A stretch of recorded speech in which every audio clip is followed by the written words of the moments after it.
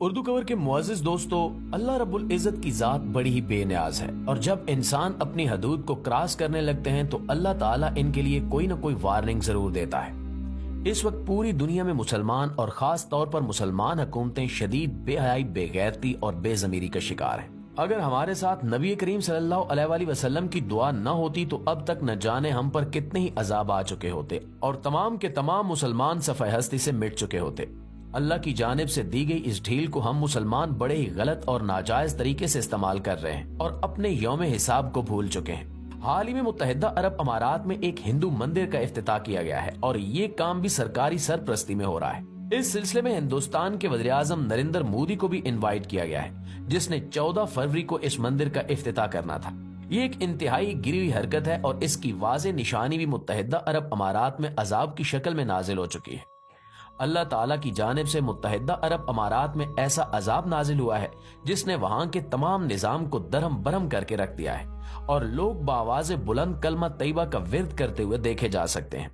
یہ عذاب کیا ہے اور کس طرح آیا، اس عذاب کی وجہ سے متحدہ عرب امارات میں کیا کیا نقصانات ہو رہے ہیں، اس کی تفصیل جاننے کے لیے اس ویڈیو کو آخر تک ضرور دیکھیے گا۔ تو پیارے ساتھیو، آج کل کے عرب حکمران یہود و نصارہ کے ساتھ ساتھ ہنود یعنی ہندوؤں کو بھی خوش کرنے کا کوئی موقع ہاتھ سے نہیں جانے دیتے۔ اس کی سب سے بڑی وجہ یہی ہے کہ انڈیا کی معیشت بہت بڑی ہے اور انہیں خوش رکھنے کے لیے ایسا کرنا ضروری ہے، اور یہ ایک مکمل طور پر سیاسی چال ہے۔ البتہ اللہ رب العزت نے صاف صاف قرآن کریم میں یہود و نصارہ اور دیگر غیر مسلموں کے ساتھ دوستی کرنے سے مکمل طور پر منع فرمایا ہے، اور یہ بھی کہا کہ یہ لوگ کبھی تمہارے دوست نہیں ہو سکتے۔ اس کے باوجود قرآن کریم اور اسلامی تعلیمات کی یہ سرین خلاف ورزی پوری شدت سے جاری ہے۔ اس سے پہلے بھی UAE میں 2-3 مندر بنانے کی اجازت دی گئی ہے اور ان کا افتتاح بھی سرکاری سرپرستی میں ہی کیا گیا ہے۔ اس بار تو ایک بہت بڑا مندر جو ابو ظہبی میں تعمیر کیا گیا، اس کا افتتاح ہوا۔ پورے اسٹیٹ پروٹوکول کے ساتھ انڈین وزیر اعظم نریندر مودی کو اس کے افتتاح کے لیے بلایا گیا۔ یہ سب کرتے ہوئے یہ عرب حکمران یہ بھول گئے کہ یہ وہی نریندر مودی ہے جس نے 2002 میں گجرات میں مسلمانوں کا قتل عام کیا تھا اور ہزاروں مسلمانوں کو نہ صرف شہید کروایا بلکہ ان کے گھر بار بھی جلا ڈالے تھے۔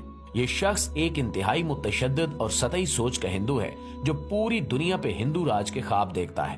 اس وقت بھی نریندر مودی دوسری بار انڈیا کا وزیر اعظم ہے اور تیسری بار بھی یہ وزیر اعظم بننے کے سپنے دیکھ رہا ہے۔ اس شخص نے پورے انڈیا میں مسلمانوں کا جینا حرام کر رکھا ہے اور پوری دنیا کا میڈیا اس کے خلاف آواز اٹھاتا رہتا ہے۔ ان تمام چیزوں کے ساتھ ساتھ کشمیر کا مسئلہ بھی اس وقت عالمی عدالت انصاف کے ساتھ ساتھ اقوام متحدہ میں زیر سماعت ہے۔ مسئلہ کشمیر اور اس کے ساتھ جڑی ظلم و زیادتیاں پوری دنیا دیکھ رہی ہے۔ ان سب چیزوں کے ہوتے ہوئے بھی عرب حکمران سیاست اور نظریہ ضرورت کو وجہ بناتے ہوئے مسلمانوں کے اس شدید مجرم کو اسٹیٹ پروٹوکول کے ساتھ خوش کرنے کی کوششیں کر رہے ہیں۔ اس طرح کے کئی مظاہرے سعودی عرب میں بھی کیے جا چکے ہیں، جہاں پہ نریندر مودی کو پورے اسٹیٹ پروٹوکول کے ساتھ ویلکم کیا جاتا ہے اور اس کی تمام ڈیمانڈز بھی پوری کی جاتی ہیں۔ جیسا کہ ہم نے پہلے بتایا کہ ایسے تمام کے تمام اعمال اور افعال اللہ تعالیٰ کے نزدیک نہایت ناپسندیدہ ہیں۔ اللہ تعالیٰ اس سے پہلے بھی مسلمانوں کو خبردار کرنے کے لیے چھوٹے چھوٹے عذاب نازل کر چکا ہے، لیکن ہم مسلمان ان سے سبق سیکھنے کو بالکل تیار نہیں ہیں۔ حال ہی میں متحدہ عرب امارات کی 5 ریاستوں میں سے 4 ریاستیں اس وقت شدید عذاب الہی کا شکار ہیں، جہاں پہ بے حد تباہی ہو چکی ہے۔ ناظرین گرامی، گزشتہ کئی دن سے متحدہ عرب امارات کی 5 ریاستوں میں شدید طوفانی بارشوں کے ساتھ ساتھ اولوں کا طوفان نازل ہو رہا ہے، اور یہ اولے کوئی عام اولے نہیں ہیں۔ ان اولوں کا سائز ایک گولف کے برابر ریکارڈ کیا گیا ہے، یعنی کہ ایک چھوٹے پتھر جتنا۔ ایک پتھر کتنی طاقت سے آسمان سے گر کر کسی بھی چیز کا ستیہ ناش کر سکتا ہے، آپ خود اندازہ کر سکتے ہیں۔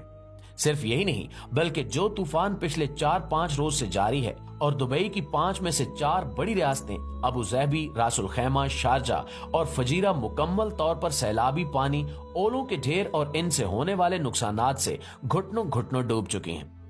آپ سکرین پر چلتی ویڈیوز میں دیکھ سکتے ہیں کہ وہاں پر اولوں اور بارش کے اس طوفان نے کیا تباہی مچائی ہے۔ آپ ذرا سکرین پہ چلتے ہوئے اس پاکستانی بھائی کا یہ کلپ دیکھیں اور اندازہ لگائیں کہ وہاں پہ اس بڑے طوفان سے لوگوں کو کس حد تک نقصان ہو رہا ہے۔ جدید ترین گاڑیوں کے مضبوط شیشے ٹوٹ چکے ہیں، اور صرف شیشے ہی نہیں ٹوٹ رہے بلکہ گاڑیوں کا پینٹ تک اتر گیا ہے۔ آپ اس ویڈیو میں دیکھیے کہ دبئی جیسے صحرائی علاقے میں کس طرح سے سیلابی صورتحال پیدا ہو چکی ہے اور گاڑیاں پانی میں ڈوبی ہوئی ہیں۔ یہ سب کی سب تباہی اللہ رب العزت کی جانب سے ایک وارننگ ہے کہ ہم انسان کتنی بھی کوشش کیوں نہ کر لیں، اللہ تعالیٰ کی قدرت پر غالب نہیں آ سکتے۔ اللہ کی قدرت اور طاقت ہمیشہ غالب ہے اور غالب رہے گی۔ ہمیں اس چیز کا ادراک جتنا جلد ہو جائے اتنا ہی ہم انسانوں کے حق میں بہتر ہے، کیونکہ ہم اللہ کے ساتھ پنگا تو بالکل بھی نہیں لے سکتے۔ اس وقت دبئی اور اس کے آس پاس کے علاقوں میں ہنگامی ایمرجنسی نافذ کر دی گئی ہے اور تیزی سے ریسکیو کی کاروائیاں جاری ہیں۔ البتہ ہمیں اب بھی پورا یقین ہے کہ اس سارے سانے سے بھی وہاں کے ارباب اختیار کسی قسم کا کوئی سبق نہیں سیکھیں گے اور یوں ہی اللہ تعالیٰ کے عذاب کو دعوت دیتے رہیں گے۔ ہم مسلمانوں کی یہ زبوں حالی دراصل اسی وجہ سے ہے کہ ہم نے اللہ رب العزت اور نبی کریم صلی اللہ علیہ وآلہ وسلم کے سکھائے ہوئے دین سے منہ موڑ کر اپنے ذاتی اغراض و مقاصد کے پیچھے دوڑنا شروع کر دیا ہے۔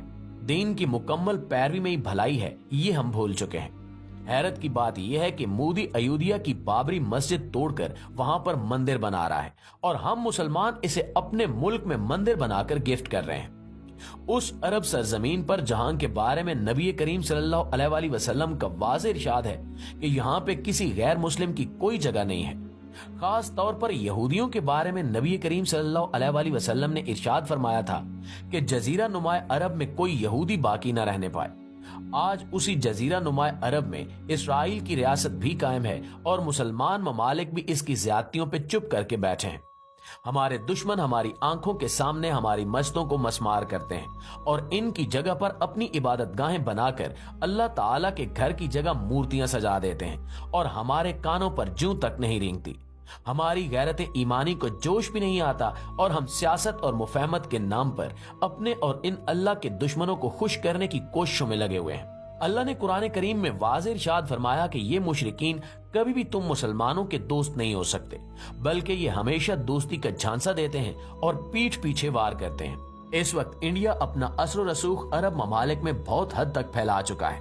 آئے روز ہندو انتہا پسندوں کی طرف سے مسلمانوں کو انتہائی گھٹیا اور مذموم دھمکیاں بھی ملتی رہتی ہیں۔